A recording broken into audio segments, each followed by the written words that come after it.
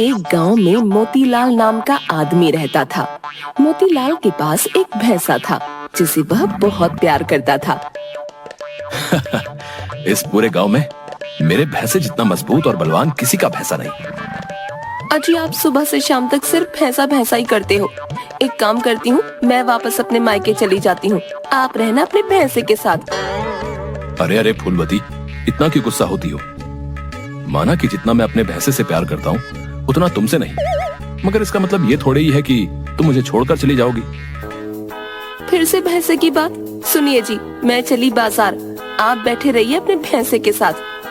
फूलवती गुस्सा होकर वहाँ से चली जाती है। अरे अरे, लगता है गुस्सा होकर चली गई। छोड़ो, मैं अपने भैंसे को चारा खिला देता हूँ। हर रोज मोतीलाल अपने साथ अपने भैंसे को भी साबुन लगा लगा कर नहलवाया करता और किसी कीड़े मकोड़े को उसके आसपास भी भटकने नहीं देता। एक रात बरसात शुरू हो जाती है। अरे ये बरसात कहाँ से आ गई? मैं अपने भैंसे को अकेले कैसे छोड़ सकता हूँ?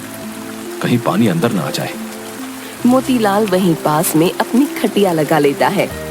अजी चलिए ना, अब क्या पूरी रात यहाँ अपने भैंसे के साथ बिताने की सोची है आपने? हाँ फूलवती, तुम सही कहती हो। तुम जाओ और आराम से सो जाओ। आज मैं यहीं रहकर इसकी रखवाली करूंगा। लगता है ये भैंसा मुझे इस घर में नहीं रहने देगा। अब बस करो जी, आपका भैंसा इतना मोटा तगड़ा है, खुद को संभाल सकता है। फूलवती, मेरे भैंसे के बारे में एक गलत लफ्ज नहीं सुनूंगा मैं। तुम जाओ यहाँ से, मैं इसके साथ ही रहूंगा।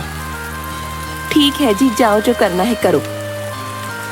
अगली सुबह वापस मोतीलाल अपने भैंसे की साफ सफाई में लग जाता है। गांव में सभी लोग मोतीलाल का बहुत मजाक उड़ाते थे। बेचारा मोतीलाल सुबह से शाम तक अपने भैंसे के पीछे दौड़ता रहता है। ऐसा लगता है पिछले जन्म का प्यार हो। एकदम सही भाई। भैंसे के साथ रहते रहते मोतीलाल भी एक दिन भैंसा ना बन जाए। वो सब छोड़ो, सोचो बेचारी पत्नी का क्या होता होगा। उसे तो ऐसा लगता होगा जैसे उसकी सौतन आ गई घर में। अरे भाई, ये तो भैंसा है, भैंसिया रहती तब लगता सौतन आ गई। थोड़े से बच गया मोतीलाल। हाँ। सभी बहुत जोर जोर से हंसते हैं और मोतीलाल का मजाक उड़ाते हैं। आज इसे गांव में घुमा देता हूँ, बहुत दिनों से बाहर घूम नहीं पाया। मोतीलाल अपने भैंसे को साथ लेकर गांव में घूमने निकलता है। अरे मोतीलाल, फिर से आ गए अपने भैंसे के साथ है? क्यों भाई, तुझे किस बात पे इतनी हंसी आ रही है? हाँ, मैं अपने भैंसे के साथ हूँ, बोल तुझे क्या दिक्कत है? अरे भाई तो रहो ना, मुझे क्या है, मैं तो बस ऐसे ही बोल रहा था।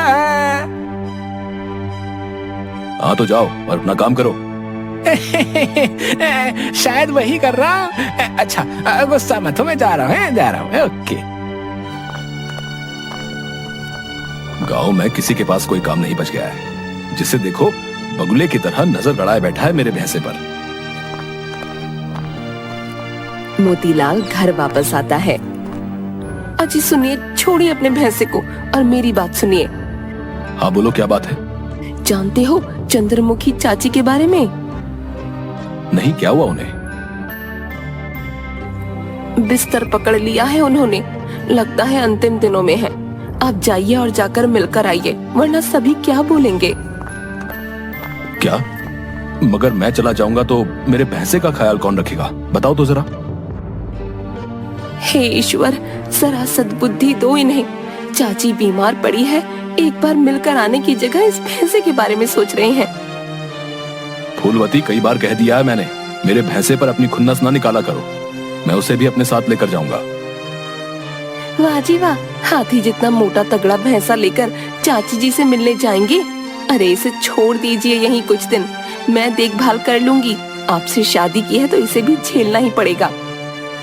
नहीं नहीं फूलवती, तुम पर भरोसा नहीं है, मैं इसे अपने साथ लेकर ही जाऊंगा। अरे आप बात क्यों नहीं समझते? मैं हूँ ना, मैं रख लूंगी इसका ख्याल। आप बस चिंता मुक्त होकर जाइए। दिल पर पत्थर रखकर मोतीलाल यह बात मान जाता है और अगले ही दिन चाची जी से मिलने निकल पड़ता है। अब इस भैंसे का ख्याल भी रखना होगा। फूलवती चारा डालकर चली जाती है, लेकिन भैंसा चारा नहीं खाता। अरे अभी तक इसने चारा नहीं खाया, खा ले चुपचाप, मुझे परेशान मत कर। कई घंटे बीत जाते हैं मगर भैंसा चारा नहीं खाता। अच्छा याद आया, इसे तो हाथ से खिलाना पड़ता है, चलो ये भी कर दूं। फूलवती हाथ से भैंसे को खाना खिलाती है। भैंसे का ख्याल रख रख कर फूलवती परेशान हो जाती है। इतना ध्यान तो मैं खुद का भी नहीं रखती जितना इस भैंसे का रखना पड़ रहा है। ऐसा लग रहा है जैसे मैंने इसी भैंसे से शादी की है। फूलवती भैंसे को चारा खिलाकर अपने काम में लग जाती है। तभी एक आदमी आता है। नमस्ते भाभी जी, मेरा नाम मूलचंद है, मैं पड़ोस के गांव से आया हूँ। हाँ जी बोलिए, क्या बात है? मैं इस भैंसा को खरीदना चाहता हूँ, इसके लिए आपको मैं लाखों रुपए दूंगा। क्या सच में? हाँ, अगर आप चाहती हो तो बताइए। फूलवती सोचती है, इस भैंसे की कीमत लाखों में है। बाप रे, मैं तो इसे कोई काम का ही नहीं समझती थी। क्या हुआ भाभी जी, बोलिए।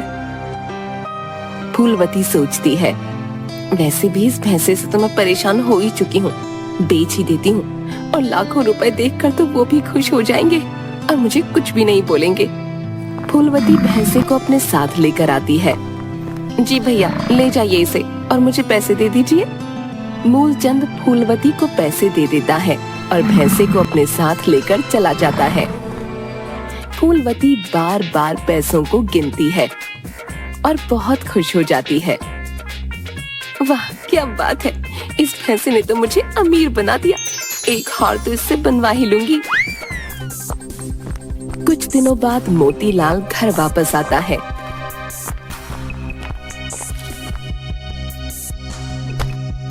और तुरंत अपने भैंसे को देखने जाता है। फूलवती, फूलवती, कहाँ हो? अरे मेरा भैंसा कहाँ है, जरा बताना। अरे छोड़िए ना, ये देखिए लाखों रुपए मिले हैं। मेरा भैंसा कहाँ है, पहले ये बताओ। कहाँ रहेगा, मूलचंद जी के पास होगा, बेच दिया है मैंने उसे, उसी के बदले लाखों रुपए मिले हैं, ये देखिए ना। मेरे भैंसे को बेच दिया तुमने? ये क्या किया तुमने? तुम्हारी हिम्मत कैसे हुई ऐसा करने की? तुम्हें पता है वो मेरे लिए कितना खास है? अभी के अभी बताओ, कहाँ है मेरा भैंसा? हे भगवान, अभी भी आपको उस भैंसे की पड़ी है। उस भैंसे के बदले आपको लाखों रुपए मिल रहे हैं, फिर भी आप उसके पीछे ही पड़े हैं। जाइए, पड़ोस के गांव में मूलचंद जी के पास है आपका भैंसा। उन्होंने जो पैसे दिए हैं वो मुझे दो, अभी मैं उन्हें वापस देकर आता हूँ और अपना भैंसा लेकर आता हूँ।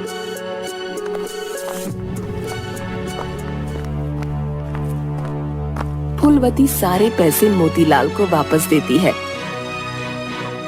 मोतीलाल पड़ोस के गांव में आता है और मूलचंद को ढूंढता है। आप अपने पैसे वापस ले लीजिए और मुझे मेरा भैंसा वापस कर दीजिए। मेरी पत्नी से गलती हो गई। अजीब लोग हैं, पहले तो मान गए फिर वापस मांग रहे हैं, ऐसा नहीं होता। नहीं, कृपया मुझे मेरा भैंसा वापस कर दीजिए। ये लीजिए आपके पैसे। लाओ भाई, 2 पैसे और ले जाओ अपना भैंसा। जब देना ना हो तो सौदा करने की कोई जरूरत नहीं। अरे भाई माफ करना, गलती हो गई।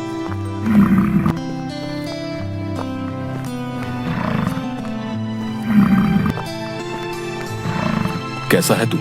सब ठीक तो है ना? मुझे माफ कर दे, मुझसे गलती हो गई। मैं तुझे अकेला छोड़कर चला गया था। आ गया ये फिर से हमारे घर। फूलवती, ऐसी गलती कभी वापस मत करना, वरना मुझसे बुरा कोई नहीं होगा। जाओ जी, रहो इसके साथ ही, मुझे कोई मतलब नहीं आपके भैंसे से। चल, आज मैं तुझे बाहर घुमा कर लाता हूँ। फूलवती सामान लाने बाजार चली जाती है। यहाँ तो बहुत हरी हरी घास है, यहीं से बांध देता हूँ, थोड़ी देर खा लेगा। एक मैदान में मोतीलाल भैंसे को खूंटे से बांध देता है और बैठ जाता है। अचानक उसकी आंख लग जाती है। इधर फूलवती बाजार से सामान खरीद कर आ रही थी। तभी कुछ चोर उसका सामान लेकर भागने लगते हैं। चोर चोर पकड़ो को इन्हें। भैंसा ये देख लेता है और खूंटा तोड़कर उन चोरों के पीछे भागने लगता है। भैंसे के डर से चोर सारा सामान फेंक कर भाग जाते हैं।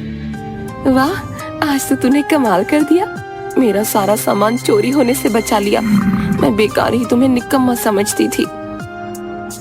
अब फूलवती को भी भैंसे से प्यार होने लगा और उसके साथ उसने बुरा बर्ताव करना बंद कर दिया। अजी माफ कीजिएगा, मैं तो बहुत मूर्ख थी जो इसे बुरा भला कहती थी। फूलवती की बात सुन मोतीलाल बहुत खुश हो जाता है।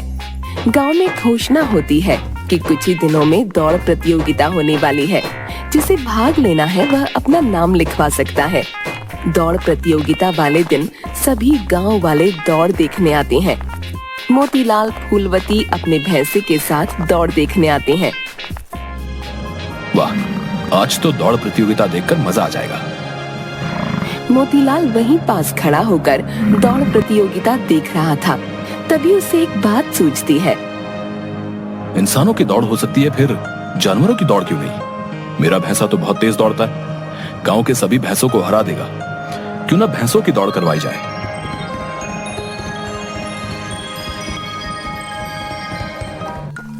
मोतीलाल ये बात गांव के सरपंच को बताता है।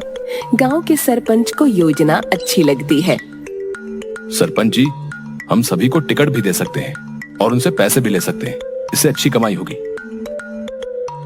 सरपंच अगले ही दिन गांव में घोषणा करवा देता है, भैंसों की दौड़ प्रतियोगिता होने वाली है।